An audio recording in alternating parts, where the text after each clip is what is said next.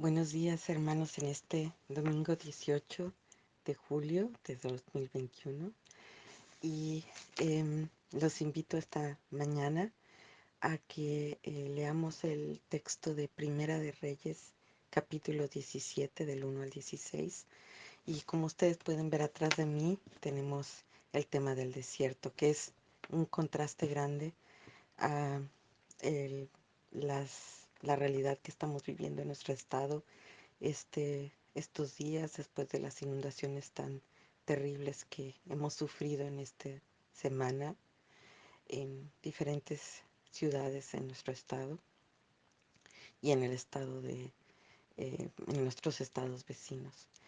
Y hermanos, lo hacemos pensando en las calamidades climáticas, en el caso de Israel como resultado de una desobediencia a Dios. No siempre tiene que ser así, pero en el caso del Antiguo Testamento sabemos que la historia es ya una historia interpretada y que los oyentes, es decir, los israelitas que vivían eh, años después el cautiverio en Babilonia, escuchaban esas historias antiguas y trataban de darle sentido a su realidad y trataban de ver cuál era el propósito de la acción de Dios en la historia de su país, de su nación.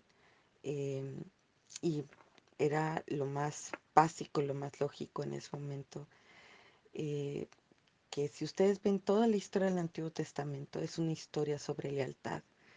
¿Quién sigue a Dios? ¿Quién mantiene el pacto con Dios y quién no? ¿Qué reyes son los que se apartan del pacto con Dios y qué reyes son los que siguen el pacto con Dios? ¿Cómo tratan esos reyes a sus profetas y a aquellos mensajeros de Dios y cómo los destruyen? Y una y otra vez vemos en el Antiguo Testamento esta temática.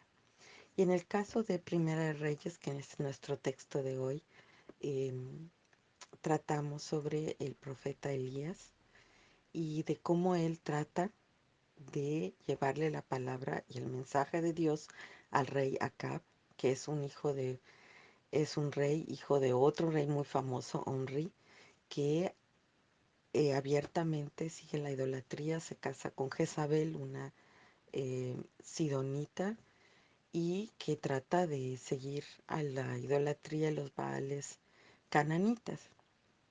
Y esta situación es muy interesante porque vamos a aprender a ver cómo Elías dentro de esta situación histórica, cómo Dios lo llama, cómo Dios lo prepara para dar el mensaje y cómo él no solo es usado por Dios, sino que él mismo a través del mensaje es cambiado por Dios. Nada más para que ustedes se den una idea de las idolatrías en esa época, eh, estaban, les voy a leer varios dioses egipcios, mesopotámicos y de Canaán que tienen similitudes. Por ejemplo, el Osiris, el dios de la muerte, es en Mesopotamia el líder del panteón Anu y en Canaán es el líder del panteón cananeo. Después tenemos Isis, la diosa de la vida, en Mesopotamia, en Lil, el de la tormenta, y Anat, el de la guerra, en Canaán. Mot, en Canaán, es el de la muerte. Adad, dios sirio de la tormenta. Teshub, dios hitita de la tormenta.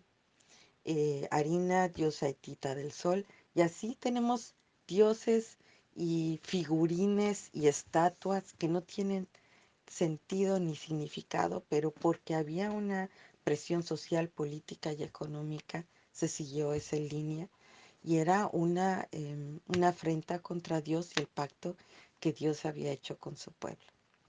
Entonces, dentro de esta historia, el texto de Reyes, para empezar un poquito antes, nos habla de Acab, que en el año 38 de Asa, rey de Judá, hijo de Omri, ascendió al trono y reinó sobre Israel en Samaria 22 años.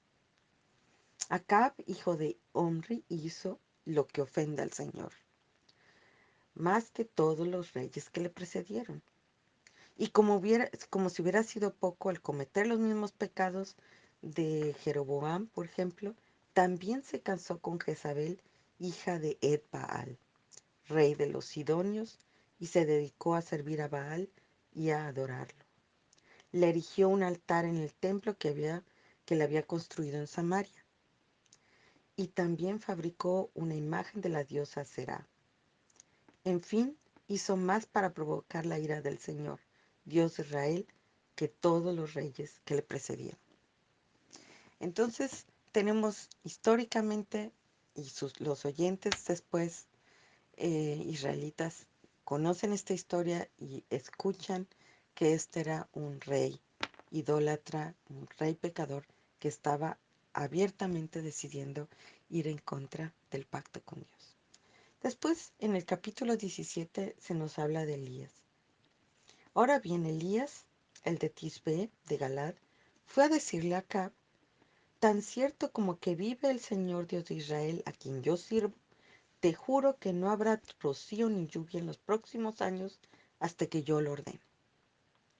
Entonces la palabra del Señor vino a Elías y le dio este mensaje: sal de aquí hasta el oriente y escóndete en el arroyo de Kerit, al este del Jordán.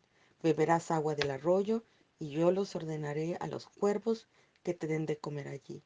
Así que Elías se fue al arroyo de Kerit, al este del Jordán, y ahí permaneció conforme a la palabra del Señor. Por la mañana y por la tarde los cuervos le llevaban pan y carne y bebía agua del arroyo. Algún tiempo después se secó el arroyo porque no había llovido en el país. Entonces la palabra del Señor vino a él y le dio este mensaje: ve ahora a Sarepta de Sidón y permanece allí. A una viuda de ese lugar le he ordenado darte de comer. Así que Elías se fue a Sarepta y al llegar a la puerta de la ciudad encontró una viuda que recogía leña. Le llamó y le dijo: por favor, tráeme una vasija con un poco de agua para beber. Mientras ella iba por el agua, él volvió a llamarle y le pidió: tráeme también por favor un pedazo de pan. Ella, tan cierta como que dijo el Señor tu Dios, respondió ella: no me queda ni un pedazo de pan, solo tengo un puñado de harina en la tinaja y un poco de aceite en el jarro. Precisamente estaba recogiendo unos leños para llevármelos a casa y hacer una comida para mi hijo y para mí. Será, será nuestra última comida antes de morirnos de hambre. No temas, le dijo Elías, vuelve a casa y haz lo que pensabas hacer. Pero antes prepárame un panecillo con lo que tienes y tráemelo. Luego haz algo para ti y para tu hijo. Porque así dice el Señor Dios de Israel: no se agotará la harina de la tinaja, ni se acabará el aceite del jarro hasta ese día en que el Señor haga llover sobre la tierra. Ella fue e hizo lo que había dicho Elías, de modo que cada día hubo comida para ella y su hijo, como también para Elías. Y tal como la palabra del Señor lo había anunciado por medio de Elías, no se agotó la harina de la tinaja, ni se acabó el aceite del jarro. Amén.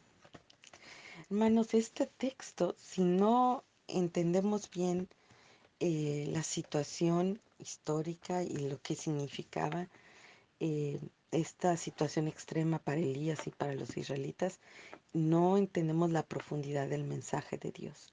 Antes de tratar de imponerle al texto del Antiguo Testamento nuestras em, conclusiones ya vistas desde el punto de vista del Nuevo Testamento, tenemos que entender que la gravedad de la situación de Elías y de los israelitas, del reino de Samaria del norte, y de cómo estamos en una situación muy compleja con una relación con Dios también muy compleja. Primero, sabemos que hay un rey idólatra. Es también para los oyentes de esa época un problema, porque si ustedes se acuerdan en los libros anteriores, en Jueces, después de los patriarcas, siempre se estaba hablando de que había caos en Israel porque faltaba un rey. En los Jueces una y otra vez se dice: y había caos porque no había rey en Israel. Entonces, Pensaban muchos israelitas cuando venga un rey fuerte que nos, em, que nos proteja de los reinos alrededor, de los egipcios, de los asirios, em, entonces todo va a estar bien. Muchas veces ponemos políticamente también todas nuestras esperanzas en una cierta persona fuerte, en un rey que venga a poner orden y todo va a estar bien. ¿Qué pasa con la historia de Israel, hermanos? Llegan Saúl, David y Salomón y todos en algún momento, aún como reyes, fallan. Entonces, el Antiguo Testamento nos está enseñando aún eso que pensaba uno que nos iba a dar esperanza, está fallando. Porque al final de cuentas el texto siempre nos apunta al verdadero rey que ha de venir, al Mesías. Pero en ese momento, siendo Israel pequeño y víctima eh, de muchos centros políticos, pues claro que se buscaba tener poder. Muchos hablaban, Omri, el papá de Acab, fue en los datos históricos un gran rey, pero fue idólatra y su hijo también. Entonces, esto nos está poniendo ya en un conflicto desde el punto de vista de Israel, de que aunque era un rey poderoso, el papá de Acab, estaban yendo por el camino que no debería ser. Después, ya aparte en la historia desde el punto de vista que el rey deja de estar con el pacto con Dios. Después, ¿cómo trata a Elías el mensajero de Dios? Si se ve más a largo plazo en Primer Reyes que después va a tener miedo Elías por su vida y también por eso le pide Dios a Elías que se vaya al desierto y se vaya a esconder, porque tenía miedo por su vida. Entonces también hay una falta al pacto de Dios por medio de el no respetar la vida del mensajero de Dios. Después, hermanos, si ustedes ven, eso para los oyentes ya es un shock. Pobre Elías, Dios le pide que vaya y dé la palabra, pero en lugar de hacer campañas evangelísticas y que vaya por todo el pueblo de Israel diciendo lo que Dios quiere, Dios lo manda al desierto a que paz casi a una muerte segura, a vivir de un arroyo pequeño en el desierto, si se lo pueden imaginar, en una sequía ya extrema de 3 años.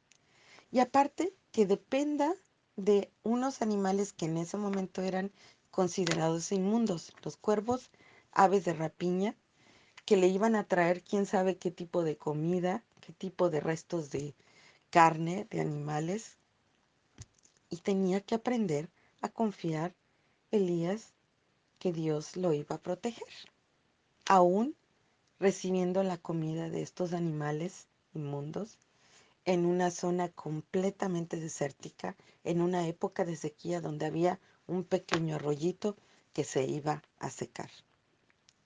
Entonces, si ustedes son los primeros oyentes y escuchan esta historia, dicen, ¿cómo es que Dios permite que el mensajero de Dios tenga que huir y morir en el desierto casi a una muerte segura? Pero ahí no acaba la historia. Después, no solo dice, se acaba el arroyo, todavía vive Elías, y le dice Dios, vete 90 kilómetros al noroeste, en el desierto, y vete a la tierra de Sidón, de donde viene la reina Jezabel, la que ha creado la idolatría más fuerte en el pueblo de Israel. Entonces, con esto también va en contra de la lógica humana. Piensa uno, ¿cómo es que Dios permite esto? ¿Cómo es que tiene que Elías pasar por toda esa humillación, ir al desierto, irse a la zona enemiga, a la zona de idolatría de Jezabel, y creer y confiar que una viuda pagana va a ayudarle y le va a dar de comer? Y después todavía la historia aumenta cuando sale que la viuda le dice, bueno, te voy a dar de tomar, esa es Esa es la ley del desierto, siempre dar de tomar a alguien. Pero no tengo más nada que darte porque yo también estoy a punto de morir. Mi hijo y yo vamos a morir. Le voy a dar de comer lo último que tengo y nos vamos a morir. ¿Cómo podía confiar esa mujer en que este hombre que venía del desierto era un hombre de Dios y que las palabras que él le decía eran de Dios y que ella tuviera la fe de darle lo último que tenía, compartirlo con él y al final se diera el milagro de que pudieran ellos los tres sobrevivir? Y más allá después del milagro de que su hijo se iba a morir y Elías lo iba a resucitar. Esta historia, hermanos, es muy interesante porque nos habla de la preparación de la escuela, de la universidad, de del profeta Elías, de preparación para servicio a largo plazo en la batalla con Acab y sus sacerdotes y su idolatría. Esta historia, hermanos, tiene un propósito y está en nuestro texto exactamente para, para demostrarnos que Dios usa a sus siervos, pero no los deja solos y los tiene que preparar y los tiene que moldear para que puedan aguantar la batalla espiritual en la que se encuentran. Entonces, después de esta historia que ustedes, después vale la pena leer más sobre la historia de Elías, pero después de que ustedes leen esto, está uno un poco en una encrucijada histórica, espiritual. ¿Cuál era el propósito entonces de que Dios llamara a Elías? ¿Cuál era el propósito si lo iba a mandar después de regreso al desierto a esconderse? Y después mandarlo de regreso a la zona idólatra y a depender de una señora pagana que estaba a punto de morir. Hermanos, como sabemos, todos los textos Antiguo y Nuevo Testamento tienen un propósito y me atrevo a decirles, hermanos, que esta historia es muy importante para después entender toda la historia em, a largo plazo de Israel. Claro, los reyes también em, son seres humanos y la idolatría es parte de la realidad del Antiguo Testamento. Y hermanos, como ahora las inundaciones, muchas cosas históricas que vivimos, y digamos que no las podemos en un momento controlar o podemos preguntarnos por qué esto, por qué el otro.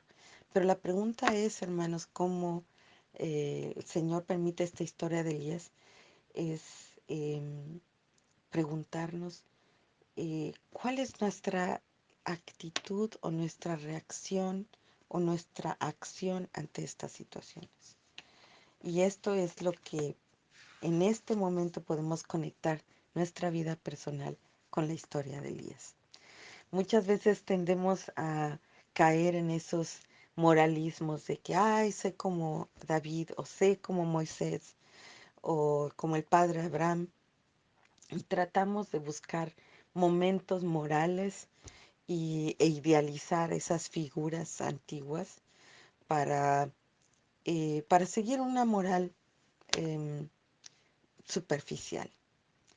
Pero hermanos, desde el primer momento el Señor nos llama a cosas y a situaciones que no son fáciles de seguir, ni son, digamos, el punto a seguir.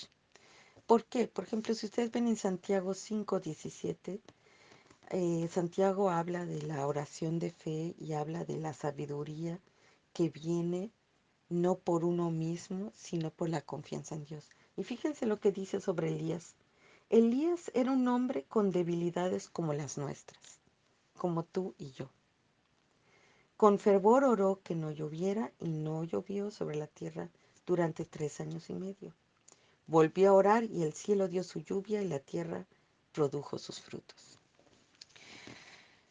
En lo que está queriendo aquí decir Santiago, y bueno, desde nuestra historia, nuestra forma de interpretar el texto antiguo, es que Dios permite desde el punto de vista histórico del sufrimiento de Israel, Dios permite la sequía para que el pueblo se dé cuenta de quién es Dios. Si ustedes ven, si siguen leyendo la historia de Primer Reyes, después va a venir un encuentro en el Monte Carmelo entre los sacerdotes de Baal y los idólatras, los sacerdotes de Baal, la idolatría y Elías, y se va a ver el encuentro entre el Dios de Israel y em, los ídolos. Y quién va a dar, quién da la lluvia, etcétera. Pero el punto, hermanos, es entonces que Dios permite en la historia de Israel una situación para confrontar al pueblo y su falta de lealtad al pacto con Dios. Entonces, en esta situación vemos varias cosas con respecto a, a Elías que nos pueden servir a nosotros en nuestra realidad actual. Si ustedes se acuerdan, en, en primera de Pedro 2:9 nos habla que Dios nos ha llamado a todos nosotros. Somos linaje escogido, hijos del rey. Somos sacerdotes, real sacerdocio para orar unos por otros. Somos nación santa ahora, pueblo que pertenece a Dios para que proclamen las obras maravillosas de aquel que los llamó de las tinieblas a la luz, ahora como cristianos. Em, Ustedes antes ni siquiera eran pueblo, pero ahora son pueblo de Dios. Y ahora asumimos como cristianos esos roles que se asumían en el Antiguo Testamento, los reyes, los sacerdotes y los profetas. Los reyes para controlar el mundo en el que estamos, para administrarlo ante el Señor, como sacerdotes para orar unos por otros e interceder unos por otros, y como profetas para analizar el tiempo en el que vivimos y para, como los profetas, criticar las injusticias y mejorar las situaciones en las que estamos y traer el shalom, la paz a la tierra. Dicho esto, hermano, es porque Dios también nos llamó como Elías en un momento histórico a afrontar una situación histórica, pero nos pide también que vayamos por caminos que no podemos entender al principio, pero que nos llevan al final de cuentas al servicio de Dios en el momento, en la situación en la que vivimos. ¿Cómo es esto? En primera, hermanos, Dios nos llama así como somos, como dice en Santiago. Él nos llama con nuestras debilidades. No está diciendo en la universidad cristiana de la vida que tengamos que tener maestrías y doctorados y ser perfectos. Dios nos toma en nuestra humanidad y como los héroes del Antiguo Testamento nos pone en situaciones eh, aún más débiles, eh, pero porque el punto es que, como sabemos en el Nuevo Testamento, Dios se perfecciona en nuestra debilidad. Dios actúa en nosotros y a pesar de nosotros y a pesar de nuestra ceguera espiritual o eh, estratégica. Uno podría decir, bueno, ¿cómo es que manda Dios a Elías a esconderse después de que le dice a Acab el mensaje de Dios? Dios nos lleva por caminos que no entendemos, pero Él nos toma y nos escoge y nos llama. Ese es el primer punto. Así como a Samuel, Señor, heme aquí. Escuché tu voz, heme aquí, aquí estoy. Ese es el primer punto. Estar abiertos al llamado de Dios. Segundo, no solo Dios nos llama, sino que Dios nos enseña a depender de Él. ¿Cómo podemos nosotros servirle? ¿Cómo podemos salir con nuestra maestría del cristianismo si no pasamos por las pruebas? Si no aprendemos a depender hasta lo último de Dios. Y esto es lo que la historia de Elías nos enseña. Elías no podía después ser un profeta y estar preparado sin pasar por la prueba de dependencia total de Dios. Depender día a día del agua. No era un río lo que estaba al lado, sino un arroyo que fue acabándose, que tenía que depender día con día. de cuervos, aves de rapiña con los que tenía que depender también para su alimento en medio del desierto, como un desierto aquí atrás, en medio de una sequía total. Entonces tenía que aprender también a depender. No solo Dios nos llama, sino que en la escuela de la vida Dios nos enseña, Dios nos muestra el camino. Él nos ayuda y nos prepara para la prevencia y Él provee todo lo que necesitemos para pasar esa escuela de la vida. Y nos ayuda a orar y a depender completamente en Él. Después no solo nos llama, no solo nos enseña a depender de Él, sino que también nos enseña a caminar. Ora et labora. Él nos enseña a pararnos, a caminar esos 90 kilómetros cuando estaba uno a punto de morir y perder la vida y decirte, por aquí es el camino, este es el camino del peregrino. El camino del peregrino tiene que ir 90 kilómetros en el desierto y tiene que llegar y confiar en una zona pagana, idólatra, que esta viuda va a creer que él es el mensajero de Dios. Tenía que confiar, no había otra manera, no había celular para avisarle, mira, voy a venir de tal forma vestido y mi credencial es tal y soy el profeta escogido por Dios, un Dios en el que tú no crees y te va a dar todo lo que necesitas porque Él ya me lo prometió a mí. Esas no son cartas de presentación en el Antiguo Testamento. Pero esa confianza hasta el último minuto de que Dios va a hacer su obra aún en aquellos que no son israelitas y que Dios los va a usar para que Él les traiga la bendición y les dé comida y bebida a la viuda, a su hijo. Y Elías es una historia muy, muy fuerte también para los israelitas, cómo Dios usa lo inmundo, los cuervos, cómo Dios usa lo pequeño, el arroyo, cómo Dios usa lo pagano, la viuda en Sidón, la mujer que no tiene un estatus social en una sociedad patriarcal, como Dios la usa para traer bendición al siervo de Dios. Entonces, ¿quiénes son nosotros, los siervos de Dios, para decir esto es inmundo, esto no, esto no? Dios nos lleva por caminos, Dios nos pide que caminemos y andemos por lugares que a lo mejor ni nos imaginamos y que tenemos que obedecer. O sea que no solo Dios nos llama, no solo Dios nos enseña a depender de Él, sino que nos enseña a caminar en sus caminos, aun cuando no sean los caminos que nosotros humanamente nos imaginamos que deberían ser. Y hermanos, al final Dios nos lleva a hacer, como les decía en el texto de Pedro, Dios nos llama hoy también a ser reyes, sacerdotes y profetas como Elías en nuestra realidad.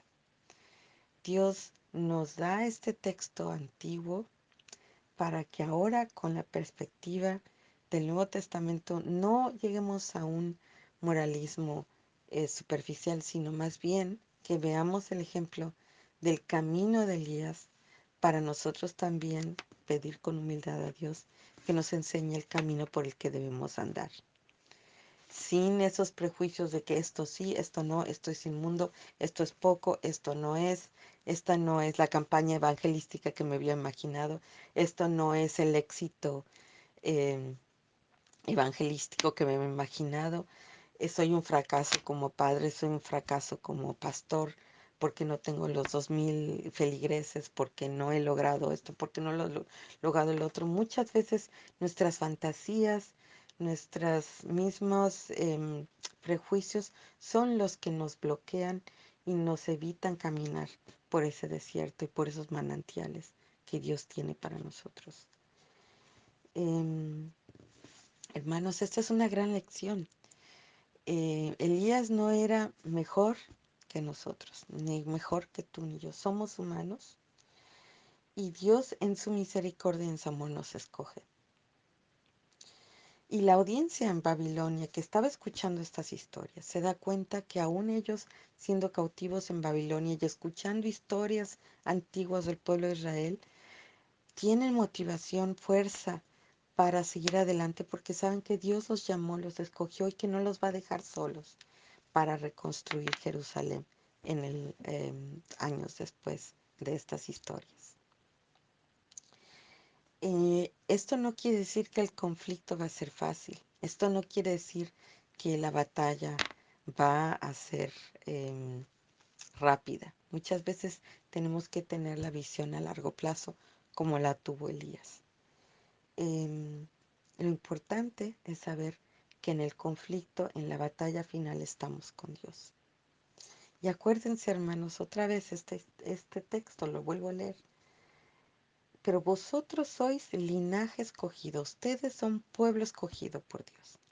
Ahora ya somos todos un pueblo y somos sacerdotes unos de otros. Nos tenemos que cuidar unos de otros.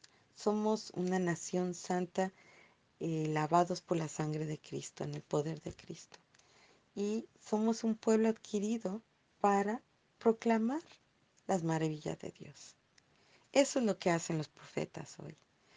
Es indicar fallas, eh, estar atentos, analíticos de nuestra realidad, ¿por qué no?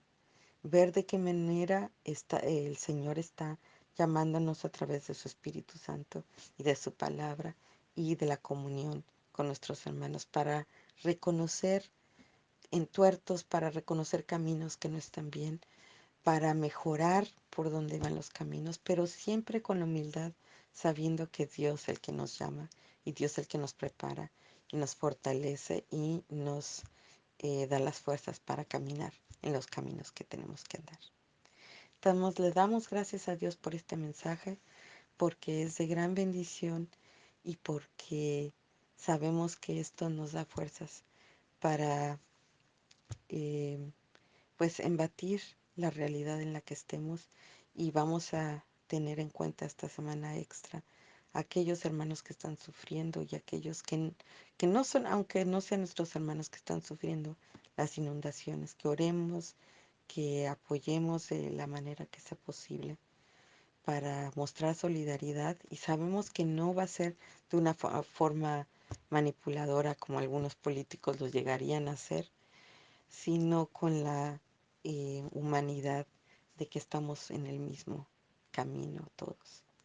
Entonces le damos gracias a Dios por esta palabra y por la gran esperanza de saber que somos pueblo escogido por Dios para proclamar las maravillas de su ley y de su pacto, aún en medio del desierto. Amén.